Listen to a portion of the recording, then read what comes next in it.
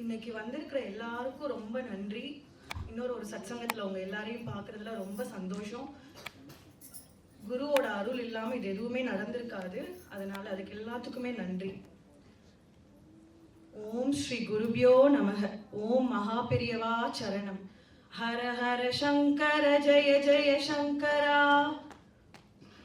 கலையே சுந்தராகாரம் சதைக்க பிரிய தர்ஷனம் அஜ்ஞான நாசகம் தேவம் சத்குரும் முரளீதரம் முரளி மண்டித கர கமலம் முனிஜன மோகனம் வியத்யஸ்த பாதம் வனமாலாதாரிணம் பிரேம பக்த மண்டல நித்ய கீர்த்திதம் பிரேமிக வரதம் ஆஸ்ரேஹம்.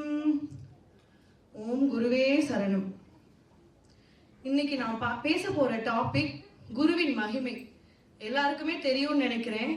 நம்ம எந்த ஒரு காரியம் தொடங்குறதுக்கு முன்னாடியும் குருவை பத்தி பேசிட்டு குருவுக்கு நமஸ்காரம் பண்ணிட்டு தான் நம்ம தொடங்குவோம்.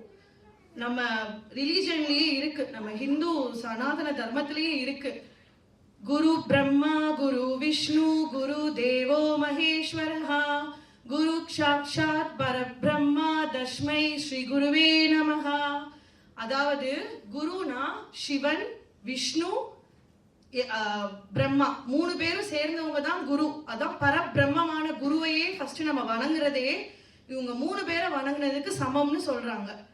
அதனால எப்பவுமே நம்ம ஃபர்ஸ்ட் குருவை தான் வணங்கணும். குருவை பத்தி சொல்றதுக்கு முன்னாடி நான் கர்மாவை பத்தி சொல்றேன். ஏன்னா முக்கியமா நம்ம குருவை வணங்குறதுக்கு முன்னாடி இதை பத்தி தெரிஞ்சுக்கிட்டா நம்ம குருவை பத்தி நம்ம பக்கத்துல போறது கொஞ்சம் ஈஸியா இருக்கும்ன்றதுனால நான் குருவை பத்தி கர்மாவை பத்தி ஃபர்ஸ்ட் சொல்றேன் உங்க எல்லாருக்கும். கர்மால மூணு முக்கிய வகைகள் இருக்கும். சஞ்சித கர்மா, பிராராப்த கர்மா, ஆகாமிய கர்மா. மூணு விதமான கர்மா இருக்கும். அதுல சஞ்சித கர்மானா நம்ம பேங்க் டெபாசிட் மாதிரி. நம்ம இது வரைக்கும் நம்ம பண்ண பூர்வீக ஜென்மத்துல பண்ண பாவங்கள் எல்லாமே சேர்த்துதான் ஒரே ஒரு மொத்தமான ஒரு ரூம்ல அடைச்சு போட்டிருக்க மாதிரி இருக்கிறது தான் சஞ்சித கர்மா. அது ஒரு டெபாசிட், பேங்க் டெபாசிட். நம்ம அதனால ஒண்ணுமே பண்ண முடியாது. நம்ம பண்ணதுதான், அது அப்படியே தான் இருக்கும். பிராரப்த கர்மானா நம்ம ஒரு பிறவி எடுக்கிறோம்ல, அந்த பிறவிக்கு இந்த பேங்க் டெபாசிட்ல இருந்து கொஞ்சம் நம்மளுக்கு கையில கொடுப்பாங்க கடவுள். அதுதான் பிராரப்த கர்மா. அந்த பிராரப்த கர்மாவை தான் இந்த ஜென்மத்துல நம்ம அனுபவிச்சுட்டு இருக்கோம். இப்ப இங்க வர்றது, நம்ம மீன்ஸ் நம்மளுக்கு வேலை இருக்கிறது, நம்ம பண்ற நல்லது கெட்டது எல்லாமே பிராரப்த கர்மானால வர விஷயம் தான். இன்னொரு ஒரு கர்மா என்னன்னா ஆகாமிய கர்மா. ஆகாமிய கர்மானா இந்த பிராரப்த கர்மால இருந்து நம்மளுக்கு கிடைச்ச விஷயத்தினால நம்ம இனி ஒரு கர்மா பண்ணுவோம் பாத்தீங்களா, நல்லது கெட்டது. இந்த ஜென்மால எனக்கு கிடைச்ச வாழ்க்கையில நான் பண்ற நல்லது கெட்டது எல்லாம் தான் ஆகாமிய கர்மான்னு சொல்றோம். அப்ப இந்த ஆகாமிய கர்மால நம்ம முடிஞ்ச அளவுக்கு தப்பு பண்ணாம இருக்கிறது தான். ஏன்னா அது திரும்பி நம்ம பண்ண தப்பு திரும்பி சஞ்சித கர்மால போய் சேர்ந்துரும், அந்த பேங்க் டெபாசிட்ல போய் சேர்ந்துரும். அதுதான் ஆகாமிய கர்மான்னு சொல்றோம். சோ இந்த கர்மா எல்லாம் எப்படி இருக்குன்னா, நம்ம இந்த சஞ்சித கர்மாவை தீக்கிற வரைக்கும் நம்ம பிறவி எடுத்துக்கிட்டே இருப்போம். அடுத்த பிறவி போய் நம்ம பாவங்கள் எல்லாம் அதுக்காண்டி கர்மானா கெட்டதுன்னு மட்டும் கிடையாது, நல்லது கெட்டது எல்லாமே சேர்ந்ததுதான் கர்மா. அப்ப இது நம்ம அது திரும்பி நம்ம சஞ்சித கர்மால இருக்கிறத தீக்கிற வரைக்கும் அடுத்த பிறவி எடுத்து நம்ம அப்படியே போயிட்டே இருப்போம். அப்படிதான் நம்ம இப்பயே உட்கார்ந்து இருக்கோம். அந்த அளவுக்கு நம்ம நிறைய பிறவிகள் எடுத்துதான் இப்ப வரைக்கும் நம்ம உட்கார்ந்துட்டு இருக்கோம். அப்போ நம்ம இதை எப்படி தீக்கிறது? அந்த சஞ்சித கர்மா டெபாசிட்டை தீத்தாதான் நம்ம கடவுளை போய் நெருங்க முடியும். கரெக்டா? நம்ம டக்குன்னு போய் கடவுளை போய் நம்ம நெருங்க முடியாது. அப்ப அந்த சஞ்சித கர்மாவை எப்படி தீக்கிறது, எப்படி கடவுள் கிட்ட உடனே போய் நம்ம நெருங்குறது அப்படின்றதுதான். அப்போ என்ன சொல்றாங்கன்னா, நம்ம சனாதன தர்மத்திலே என்ன சொல்றாங்கன்னா, கர்மாவை தீக்கிறதுக்கு ஒரே வழி குரு கடாட்சம் அப்படின்னு சொல்றாங்க. குரு கடாட்சம்னா குருவோட பார்வை நம்ம மேல படுறது. அப்போ குருவோட பார்வை எப்படி நம்ம மேல படும்? இப்போ ஒரு கிளாஸ் ரூம்லயே நம்ம இருக்கோம்னா ஒரு டீச்சருக்கு எப்படி தெரியும்? சேட்டை பண்ற பிள்ளைங்க, நல்லா படிக்கிற பிள்ளைங்க அப்படிதான் தெரியும். நல்லா படிக்கிற பிள்ளை தான் இப்போ பிரைட் ஸ்டூடெண்ட். போனோன்னு எல்லாத்துக்கும் எல்லா விஷயத்துக்கும் ஃபர்ஸ்ட் அந்த நல்லா படிக்கிற பிள்ளையை தான் டீச்சர் கூப்பிடுவாங்க எப்பவுமே. அதே மாதிரிதான் நம்மளும் ஃபர்ஸ்ட் கடவுளை என்ன பண்ணுவாங்கன்னா, ஃபர்ஸ்ட் நல்லா படிக்கிற ஸ்டூடெண்ட், அதாவது குருவுல வச்சுதான் நம்மள்ட்ட எல்லாத்தையுமே டெலிவர் பண்ணுவாங்க. சோ நம்ம எல்லாத்துக்குமே குரு வேணும்ன்றது அதுதான் அவசியமான ஒரு விஷயம். அதுக்கப்புறம் என்ன சொல்றாங்கன்னா, குருன்ற வார்த்தையோட மகிமை என்னன்னு நம்ம தெரிஞ்சுக்கணும். ஃபர்ஸ்ட் குருவோட மகிமையை பத்தி தெரியறதுக்கு முன்னாடி, குருன்ற வார்த்தைக்கு மகிமை என்னன்னா, குனா இருட்டுன்னு சொல்றாங்க, ரூனா வெளிச்சம். அப்ப இருட்டுல இருந்து நம்மள வெளிச்சத்துக்கு கொண்டு வரவங்க தான் குரு அப்படின்னு சொல்றாங்க. அதனால நம்ம வந்து எப்பவுமே குருவோட யாரா வேணாலும் இருக்கலாம். குரு நம்ம கூட இருக்கிற ஃப்ரெண்டா இருக்கலாம். ஒருத்தவங்க லைஃப்ல ஒன்னுத்துக்கும் மேற்பட்ட குருக்கள் கூட இருக்கலாம். நம்மளுக்கு பாத்தீங்கன்னா ஸ்கூல்ல போகும்போது ஒரு குரு இருந்திருப்பாங்க. திரும்பி நம்ம லைஃப்ல ஒரு ஃப்ரெண்டு கூட ஒரு குருவா இருந்திருக்கலாம். திரும்பி நம்ம போக போக நம்ம ஸ்பிரிச்சுவாலிட்டியில தள்ளினவங்க ஒரு குருவா இருந்திருக்கலாம். நம்ம வாழ்க்கையில ஒரு நல்ல முறைக்கு கொண்டு போனவங்க ஒரு குருவா இருந்திருக்கலாம். இந்த மாதிரி நிறைய விதமான குருக்கள் இருப்பாங்க ஒவ்வொருத்தவங்க வாழ்க்கையிலையுமே. அப்போ இந்த குருவை நம்ம அடையிறதுக்கான மெயின் விஷயம் நம்ம வந்து கடவுளை பிரார்த்தனை பண்றது மட்டும்தான். அப்ப கடவுளை பிரார்த்தனை பண்ண உடனே நம்ம குருவை ரீச் பண்ணுவோமா அப்படின்னா கிடையாது. நம்மளோட கர்மாவெல்லாம் கடவுள் வந்து தீத்துட்டே இருப்பாங்க. அப்ப நம்ம நினைப்போம், கடவுளை கும்பிட்டா மட்டும்தான் நம்ம வந்து கடவுள் பார்ப்பாங்களா, கடவுள் கும்பிடலாட்டினா சில நேரம் நம்ம யோசிப்போம். ஏன்னா இந்த கர்மா வந்து அப்படிதான் நம்ம வாழ்க்கையில இது பண்ணும். நம்ம பண்ண பாவங்கள்னால நம்ம வந்து சுத்தி கடவுளை டைரக்டா பார்க்க முடியாது. நம்ம சாதாரண மனிதர்கள்னால என்னன்னா நம்ம வந்து மாயையினால சூழப்பட்டிருக்கோம். கடவுள் கிருஷ்ணனே சொல்றாரு, அதான் மாயை நான் தான் கொடுக்குறேன், அந்த மாயையில இருந்து எப்படி வெளியே வர்றதுக்கும் நான் தான் வழி சொல்றேன் அப்படின்னு சொல்றாங்க. அப்ப நம்ம அந்த மாயையில இருந்து மீண்டு வர்றதுக்கு நம்ம என்ன பண்ணணும்னா குரு கடாட்சம் கிடைக்கணும். அப்போ நம்ம நிறைய வாட்டி நம்ம கர்மானால யோசிப்போம், நம்ம எப்படி நம்ம வந்து கடவுள் வந்து நம்ம கும்பிட்டா மட்டும்தான் பாப்பாரா, கும்பிடலாட்டினா பார்க்க மாட்டாரா, ஏன் அப்ப கடவுள் வந்து செல்ஃபிஷா, நம்ம அப்படிலாம் நம்ம நிறைய வாட்டி நம்ம கஷ்டங்கள் வரும்போதெல்லாம் நம்ம தெரியாம யோசிச்சிருவோம் நம்ம அதை பத்தி எல்லாம். அப்போ என்ன சொல்றாங்க அப்படின்னா, நம்மளுக்கு இருக்கிற கர்ம வினைப்பலன் நடந்துகிட்டே தான் இருக்கு. ஒரு பக்கம் நம்ம எப்ப கடவுளை கும்பிடுறோமோ அப்ப அந்த கர்மங்கள் கம்மியாகும். ஒருவேளை நான் வந்து எனக்கு இப்ப ஃபார் எக்ஸாம்பிள் ஒரு வேலை போயிடுச்சு அப்படின்னா, நான் பண்ண கர்மானாலதான் எனக்கு அந்த வேலை போயிருக்கும். ஆனா ஒருவேளை நான் கடவுளை அந்த நேரமும் நான் கும்பிடாம எனக்கு தான் வேலை போயிடுச்சு, நான் கடவுளை கும்பிடலையே அப்படின்னு சொல்லிட்டா கடவுள் என்ன பண்ணுவாங்க, அப்போ ஓகே கடவுள் என்னை அவன் கூப்பிடலையே அப்படின்னு தான் நினைப்பாங்க. அப்போ அந்த கடாட்சம் போனதுனால இன்னும் ஒரு பேடா நடக்கிறதுக்கான சம்பவம் இருக்கு. அதனால நம்ம என்ன பண்ணணும்னா எப்பவுமே கஷ்டங்கள் வந்தாலும் நம்மளோட கர்மானாலதான் நினைச்சிட்டு அதை விட மேலான கஷ்டங்கள் வரத கடவுள் தடுத்திருக்காருன்னு தான் நினைக்கணும். அதுதான் உண்மை. அப்படிதான் தடுப்பாரு கடவுள். நம்ம கடவுளை பார்த்தா அவ்வளோ கர்மங்கள் பண்ணியிருக்கோம், அப்பயும் நம்மளுக்கு கஷ்டங்கள் வருது அப்படின்னா நம்ம அவ்வளோ தூரம் நம்ம கடவுளை கும்பிட்டாதான் இன்னியுமே அப்ப பக்கத்துல போறதுக்கு என்ன வழி, குரு கடாட்சம் இருக்கணும் அப்படின்னு சொல்றாங்க. அப்போ நம்ம வந்து குருவை வந்து சரி இப்ப குரு வந்து நான் சொல்லிட்டேன், இப்போ நீங்க வந்து எல்லாரும் நம்ம இங்க இருக்கோம் ஓகேவா, எனக்கே குருவை பத்தி பெருசா அவேர்னஸ் இல்லதான் முன்னாடி. அப்போ நம்ம குருவோட அவேர்னஸ் இல்லாம அப்ப எப்படி நான் போய் யாரன்னு போய் குருவா கும்பிட. இப்ப நிறைய பேர் பிரிட்டன் பண்ணிக்கிறாங்க, நிறைய பேர் வந்து குருன்ற பேர்ல நிறைய ஏமாற்றுகள்லாம் பண்றாங்க. அப்ப எப்படி நான் குருவை போய் தேடுறது அப்படின்னு சொல்லி நம்ம எல்லாருமே யோசிக்கலாம். அப்போ நம்ம எல்லாருமே கேள்விப்பட்டிருக்கிறோம், நம்ம கடவுள் ஸ்வரூபமாவே வந்த நிறைய குருமார்கள் நம்ம கேள்விப்பட்டிருக்கோம். சின்மயானந்தர், நம்மளோட மகா பெரியவா, நம்மளோட ரமண மகரிஷி, எல்லாருமே குருவா நம்ம இந்த உலகத்துல இந்த பூலோகத்துல குருவா வாழ்ந்துட்டு வந்தவங்க தான். அப்போ ஃபர்ஸ்ட் நம்ம என்ன பண்ணலாம், நிறைய விஷயங்கள் பண்ணி நம்ம குருவை அடையலாம் ஓகேவா. ஃபர்ஸ்ட் நான் நினைக்கிற விஷயம் என்னன்னா, நான் சொல்ற விஷயம் என்னன்னா, நம்ம வந்து மானசீகமா ஒருத்தவங்கள குருவா ஏத்துக்கலாம் ஃபர்ஸ்ட். இப்போ ஃபார் எக்ஸாம்பிள் நான் வந்து என்னோட மகா பெரியவாவை குருவா ஏத்திருக்கேன். அப்போ மகா பெரியவாவை குருவா ஏத்துக்கணும்னா நான் ஃபர்ஸ்ட் பிடிக்குதோ பிடிக்கலையோ ஒரு குரு எனக்கு வேணும்னு ஆசைப்படணும். ஒரு விஷயம் எனக்கு வேணும்னா நான் அதுக்கு ஆசைப்படணும். ஆசைப்பட்டுட்டு ஒரு குரு வேணும் அப்படின்னு சொல்லிட்டு நான் கடவுள்கிட்ட வேண்டும் போது நான் வந்து மனசால அவங்க என்னை ஏத்துக்கிறாங்களோ இல்லையோ நான் வந்து அந்த குருவை மானசீகமா என்னோட குரு வந்து மகா பெரியவா அப்படின்னு நான் ஏத்துக்கிட்டேன். மகா பெரியவா வந்து சொல்லல என்கிட்ட நீதான் என் சிஷ்யை அப்படின்னு சொல்லிட்டு மகா பெரியவா என்கிட்ட சொல்லல. ஆனா நானாவே என்னோட மானசீகத்துல நான் மனசார ஏத்துக்கிட்டேன், அவர் தான் எனக்கு குரு, அவர் தான் எனக்கு எல்லாமே வழி நடத்துறாரு அப்படின்றத நானாவே புரிஞ்சுக்கிட்டேன். புரிஞ்சுக்கிட்டு அப்படி நம்ம ஒரு குருவை நம்ம மனசால ஏத்துக்கணும். அப்ப ஏத்துக்கிட்டா என்ன நடக்கும் அப்படின்னு நம்ம கேட்போம். அதேதான் ஒரு கிளாஸ் ரூம்ல டீச்சர்ஸ்க்கு எப்படி நல்லா பிரைட் ஸ்டூடெண்ட்ஸ் பிடிக்குதோ, எக்ஸாம்பிளுக்கு நான் சொல்றேன், எக்ஸாம்பிளுக்கு ஒரு டீச்சர் தான் வந்து காட்னு எடுத்துக்கோங்க. அந்த கிளாஸ்ல இருக்கிற பிரைட் ஸ்டூடெண்ட்ஸ் தான் வந்து குருன்னு எடுத்துக்கோங்க. அதுல நம்ம எல்லாம் வந்து சாதாரணமான படிக்கிறோம், நார்மலா படிக்கிறவங்கன்னு வச்சுக்கோங்க. அப்போ எப்படி நம்ம அந்த குருவை அடையிறது அப்படின்னா, நம்ம டக்குன்னு ஒரு டவுட்னா போய் டீச்சர்கிட்ட கேட்போம். பட் சில நேரம் வந்து அவள்கிட்ட கேட்டுக்கோ அப்படின்னு சொல்லிட்டு ஒரு பிரைட் ஸ்டூடெண்ட்டை தான் கடவுள் காட்டுவாங்க. அதே மாதிரிதான் நம்ம வந்து ஒரு அந்த பிரைட் ஸ்டூடெண்ட் இருப்பாங்கல்ல, ஒரு குரு, அவங்க தான் அப்போ கடவுளை பற்றி அதிகமா தெரிஞ்சு அதிகமான தபஸ் உள்ளவங்க அவங்க தான்.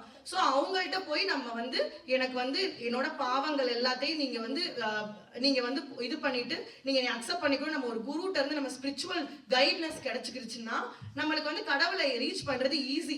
அப்ப நல்லா படிக்கிற பசங்க கூட 4 பேர் சேர்ந்துட்டோம்னா நம்ம யோசிப்பாங்க டீச்சர், ஓ பரவாயில்ல இவன் வந்து பேட் பண்ணிட்டு இருந்தான், ஆனா பரவாயில்ல இப்ப அட்லீஸ்ட் திருந்தி குட் பண்ண ஆரம்பிச்சிட்டான் இவங்க கூட சேர்ந்ததுனால அப்படின்னு சொல்லுவாங்க. ஏன்னா யமதர்மராஜாவே என்ன சொல்லியிருக்காரு அப்படின்னா, எப்போ ஒருத்தவங்க நம்மளோட வாழ்க்கையில என்னைக்குமே ஒரு எக்ஸ்பைரி டேட்டோட தானே நம்ம வரோம் உள்ள.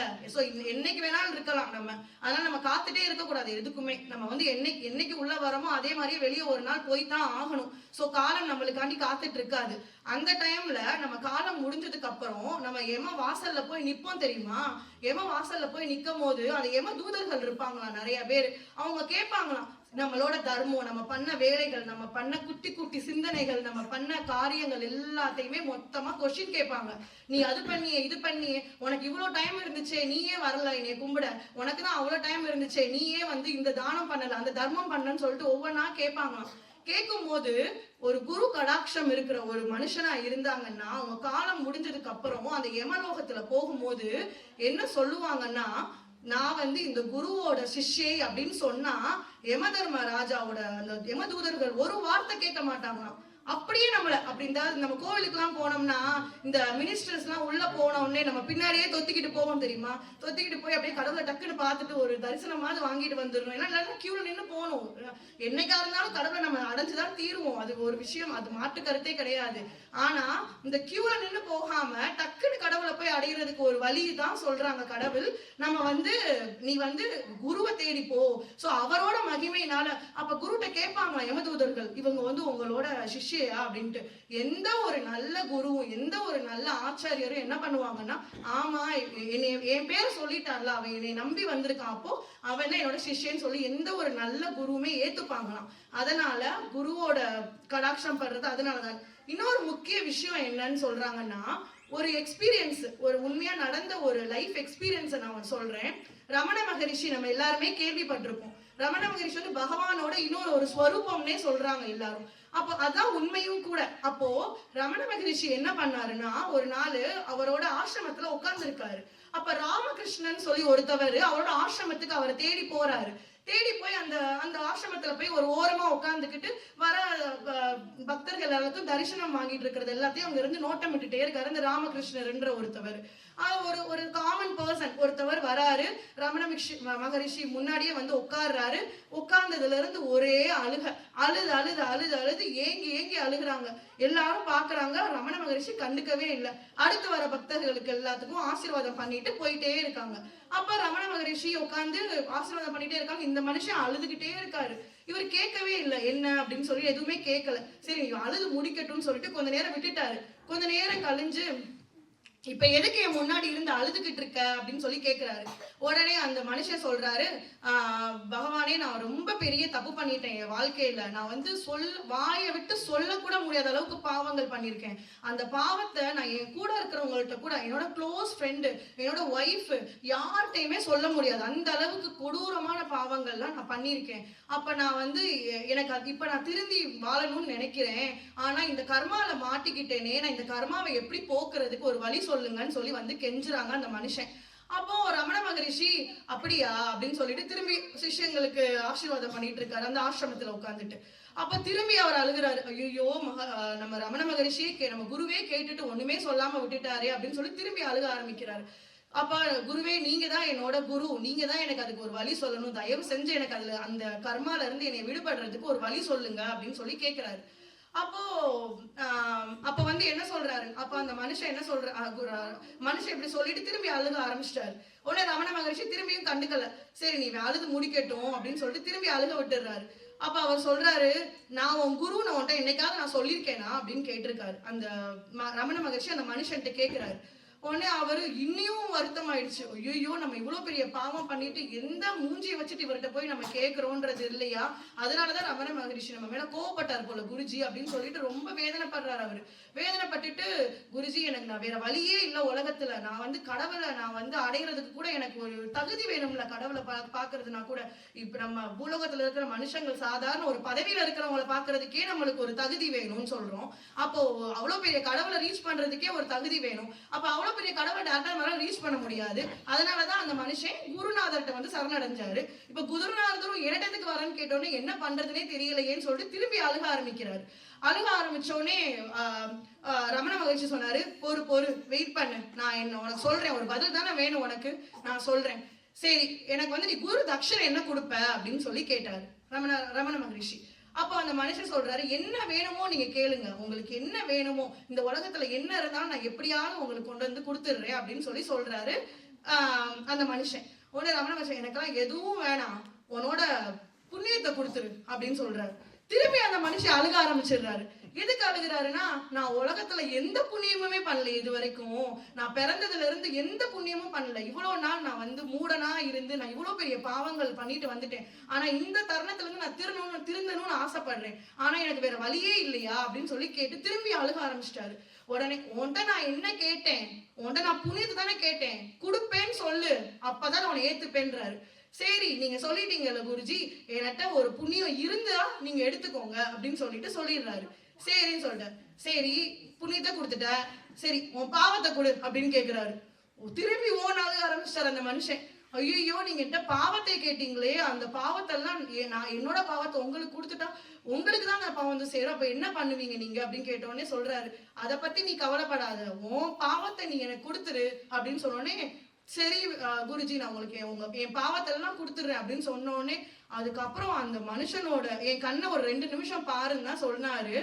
அதுக்கப்புறம் அந்த மனுஷனோட அப்படியே அமைதி ஆயிட்டாரு. அப்படியே நில குலைஞ்சு போன அந்த மனுஷனோட மனசுல ஒரு பயங்கரமான சாந்தி ஏற்பட்டுச்சிருந்தது. அந்த ராமகிருஷ்ணன் ஒருத்தவர் பார்த்துட்டு இருந்தார் பாத்தீங்களா, அவர் அதை எழுதியிருக்காரு அவ்வளவு அழகா.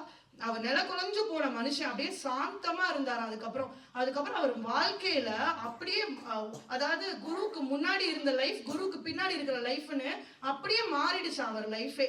அந்த அளவுக்கு குரு கடாட்சம்ன்றது, அதான் சொல்றாங்கல்ல, குருவே எல்லாமே. குரு நம்ம வந்து கடவுளை கும்பிடலாட்டினா கூட குருக்கு கொடுக்க வேண்டிய மரியாதையை நம்ம கொடுத்தோம்னாலே ரொம்ப சிறந்ததுன்னு சொல்றாங்க. ஏன்னா குரு மாதா பிதா குரு தெய்வம்னு சொல்றாங்க.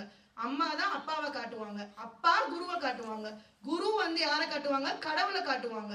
அப்போ குரு தான் எல்லாத்துக்கும் மெயின் அப்படின்னு சொல்லிட்டு, இப்ப இதுல நான் எதுக்கு இந்த கதையை சொன்னேன்னா, மானசீக குருவா நம்ம ஏத்துக்கிட்டாலும் கூட எந்த ஒரு ஆச்சாரியமான குருவும் நம்மளை கண்டிப்பா திரும்பி ஏத்துப்பாங்க. அதனால மானசீகமா ஒரு குரு நம்மளுக்கு தேவை. இந்த கர்மங்கள்ல இருந்து விடுபடணும், மாயையில இருந்து இருட்டுல இருந்து நம்ம போகணும்னு நம்ம நினைச்சோம்னா நம்ம கண்டிப்பா ஒரு குரு நம்மளுக்கு வேணும். ஏன்னா என் லைஃப்ல நான் எக்ஸ்பீரியன்ஸ் பண்ணது, நான் வந்து ஒரு முருக பக்தர், ஓகேவா? அப்ப நான் வந்து எனக்கு குருவே இல்ல. நிறைய பேர் சொல்லி கேள்விப்பட்டிருக்கேன், குரு வேணும், குரு இருக்கணும், குரு கடாட்சம். குருவை வந்து ஒருத்தவங்க லைஃப் ஸ்பேன்ல பாக்குறதே பெரிய விஷயமா. அப்ப பாக்குறதுன்னு சொன்ன உடனே, அப்ப நான் ஐயோ எனக்கு குருவே இல்லையே அப்படின்னு யோசிச்சப்போ முருகன்கிட்ட போய் நான் கேட்டேன், முருகா எனக்கு ஒரு குரு கிடைக்கணும், நான் அவ்வளவு பெரிய பாவம் பண்ணிருக்கேனா, எனக்கு ஒரு குருவை நீங்க இது வரைக்கும் கண்ணு முன்னாடியே காட்டலையே அப்படின்னு சொன்னப்போ கடவுள் என் முன்னாடி ஒரு குருவை கொண்டு வந்து காமிச்சாரு. அதனால அதே மாதிரியே உங்களுக்கு பிடிச்ச இஷ்ட